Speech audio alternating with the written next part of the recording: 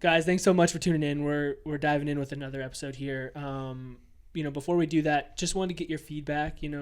Let us know in the DMs on Instagram at PT Coffee Cast, or you can shoot us an email, podcast at themovementphysio.ca, and just let us know what you think about this new transition to the episodes that we're doing. We're trying to take a different approach and gear it more towards new grads, students, and just some of the lessons and things that we've learned along the way and that we're continuing to learn. So give us some feedback on what you think about the new episodes. And we are on YouTube now, trying to show our beautiful faces to you guys.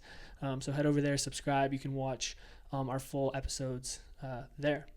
But for today, we want to talk about, and I need to do this, slowing it down and doing the simple things well in assessments, because they can get very overwhelming. There can be a lot going on.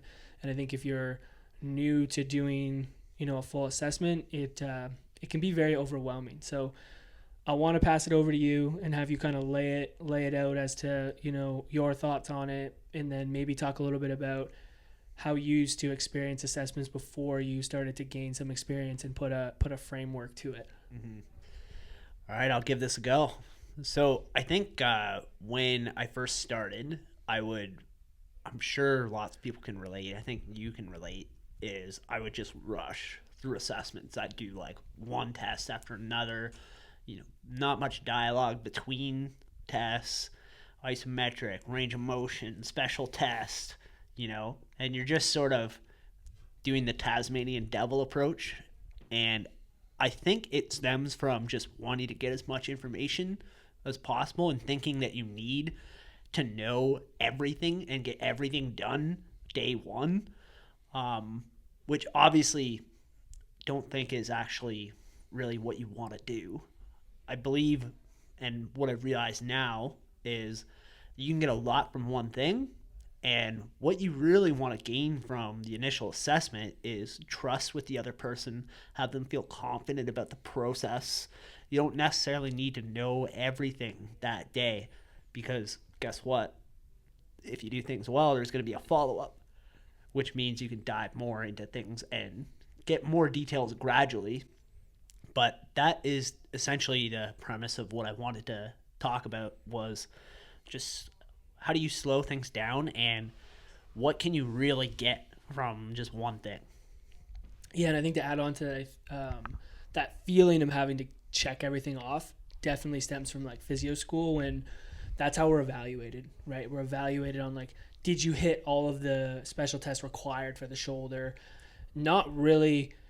And again, an OSCE situation where you're doing like a mock scenario, you're not really getting real feedback. So it's like the test doesn't even really matter what you technically get. So it's like you're not knowing what to do with that information and why you're using the test. You're just doing the test so that you pass the exam, which is like, that's fine. That's the way it goes. And I think what it does do, and I was happy from getting this from physio school, is it does at least lay out a bit of a framework for you as to how you can approach this. And I think as we've developed, we've obviously worked in our own framework and where those tests kind of lie and what we take from them. But I just want to add that because I just remember coming out of physio school thinking like, I got to get all these things in so that I don't fail. Yeah, and then you end up like, by the end of the assessment, you're like sweating and you're stressed, and the client obviously feels the same way, right? They're like, what is going on? Why am my shoulder's been in 5 million different positions. I don't really understand what I'm supposed to do. Yeah, no, for sure. And I think that's where it comes down to like slowing it down. So why don't you use an example as to like how you would slow it down and use like a test of some sort, and what information you take away from that? There's so many examples, and I think this applies to many things, but I like using shoulder external rotation, just like your classic isometric testing as an example. I just feel like it's easy to kind of go through. But let's just say you have shoulder pain and we're doing isometric testing. What I might have done when I first started is do that quick and then move to internal and then move to flexion, and it's just like boom, boom, boom, boom, boom. But I think if you slow it down, you can get a lot more information. So when you go into that, maybe what you do is you explain to them what you're testing, right? Why you want to look at that, and then give them clear instructions like, okay, we're going to slowly ramp up, right? If you feel discomfort, I want you to let me know, and then we'll slowly relax. If not, I want you to push as hard as you can, right? Take it slow. We're going to do this because I want to see if this is uncomfortable or not, or if it's maybe just, if there's a strength issue there, because we can use that to help us know what we need to do, what we need to work on. Then they go, okay, you go through, you take it real slow, you get real close so they feel really confident in what you're doing. You go 1, 2, 3, 4, 5, build up real slow. They go, ooh, that's a little bit uncomfortable. You go, okay, well, this makes sense because what you were telling me with, the activities that you're having uncomfortable with, it was like turning over a spatula repetitively, right? A lot of external rotation happening there, right? And then you go, okay, yeah, that does make sense. Well, what we could do is work on delivering an exercise where we can target this, and this could help improve the strength, but also improve your function, right? If we can improve how this feels, we can improve how you feel. And so I think it's just, and then go and do an exercise and put it into context, tell them what's appropriate for them to feel during it, how they should be responding, that kind of thing, versus just jumping to another exercise because you think you need to know what their hand behind back range of motion is, right? So you can get a lot from that. Or maybe they're just strong in that position, and in that case you can point that out.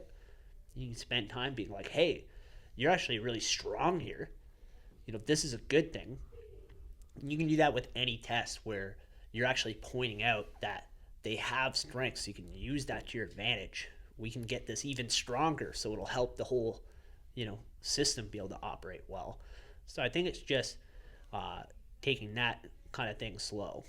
That type of test, it's like really, in terms of hard data, you're not getting that much. It's not like you're going to know 4 out of 5, 3 out of 5 that well, but you can still get a lot of information by paying attention and taking things slow. Even beyond that, I think it's just paying attention to how the person looks. Are they tightening up during it, clenching their teeth? Are they giving you just staring right into your soul? Yeah, ready to smack you. Yeah, exactly. So bad. Right. So just really paying attention to, do they seem nervous? Because that gives you a lens into how confident this person is with loading their shoulder. It gives you a sense of are they anticipating pain? Mm-hmm. So you can do a lot with that. Yeah, I like that. And I think really explaining to them why and what you're doing is super important. Like when I started out early, I would just do the resisted testing, just do it as quickly as I can, just to get an idea of it, but not really explain it to them and why. And I think that's so important. It makes people understand why you're testing these things.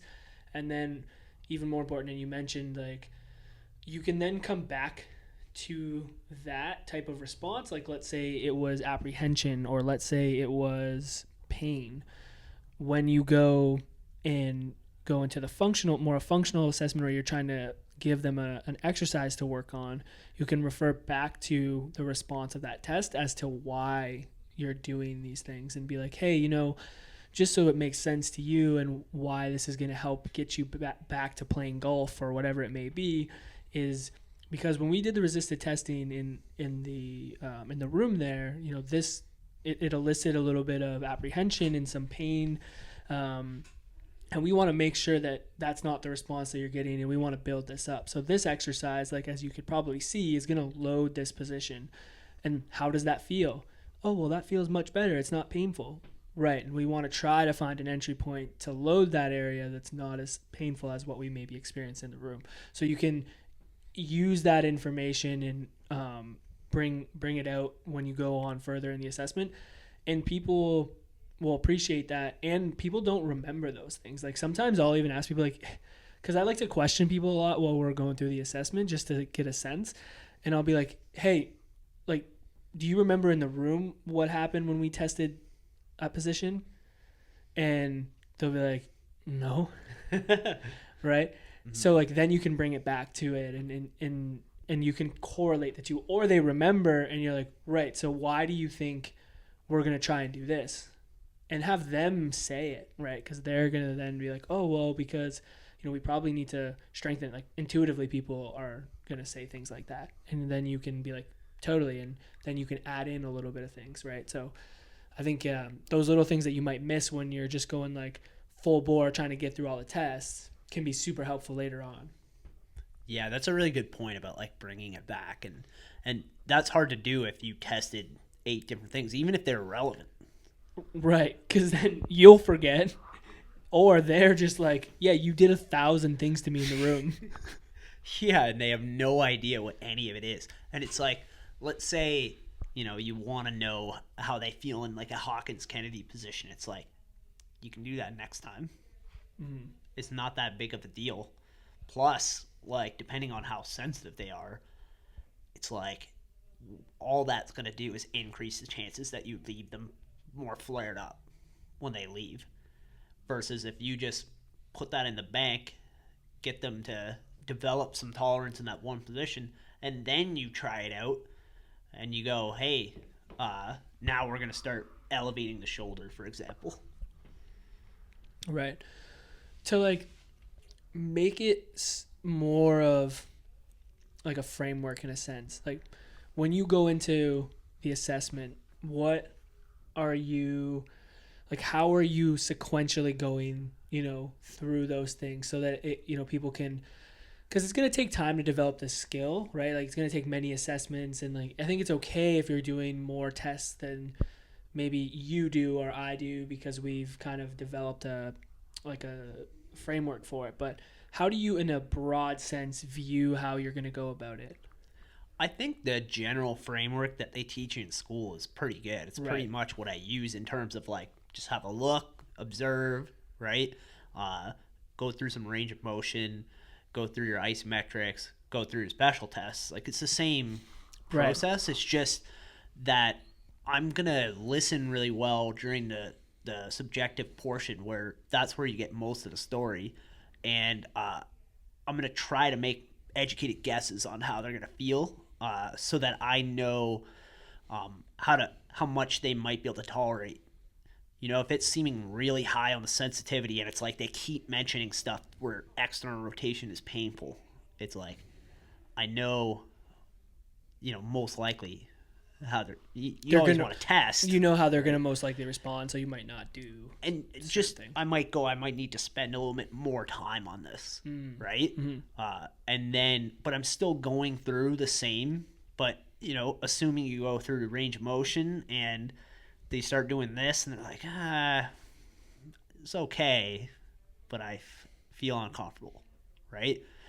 And then you're picking up clues into what you can focus on primarily. Might be different depending on the issue, right? Like it could be knee extension or something like that, but just goes to show you. Right. And I guess I'm going to assume this because I know how you approach practice, but you're trying to get a sense for how their movement relates to their pain, how loading is going to respond, and try to get a sense for those things by using those tests after you've kind of ruled out anything like sinister that's going on. And then you're just going to get a sense for, okay, how do they tolerate these things, and how do I continue to find out where we need to go in order to get them kind of started on the plan. Yeah, exactly. Helping them feel confident about what the plan is too.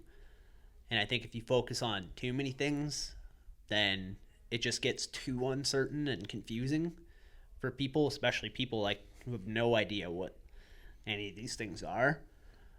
So, yeah. Okay, cool. I think one thing maybe just to wrap up, what we could do is, if you're listening to this and you do feel like, oh man, I'm going a million miles an hour and I feel overwhelmed and all that stuff, like, first of all, we've all been there, and we still are there sometimes. Like the other day, I was definitely feeling that. But maybe try and take one of these things that we talked about and implement in your next assessment. So like, for example, when you go to do your isometric testing, take the time to explain why you're doing it. Like Will said, kind of make the person feel safe, get close, explain to them that we're going to ramp up, and then try to pick out some of the things that like, Will talked about, which was, how are they responding to this load? Like, what are they feeling? But also like, what does their facial expressions look like? What are they verbally saying about it? And then how can you use that information that you took from that test and bring it back up or tie it back in later on in the assessment to where the context makes sense for the client. I think that could be like a cool little place to start and maybe give that a shot and see how that goes. Yeah, do it. Do it. But we'll wrap up there, guys. We want to keep this one short. So if you aren't following us on Instagram, head over there, follow us at PT Coffee Cast. If you guys have any questions you want us to answer on our Q&A episodes, you can drop them there. You can also email us, podcast@themovementphysio.ca. If you aren't following us over on YouTube, head over there, subscribe. We'll put out our video episodes there. And then lastly, if you aren't subscribed on your audio platform, head over there so you don't miss out on any of our episodes. That is all we got for today. Until next time, try to stay coffee infused. Cheers.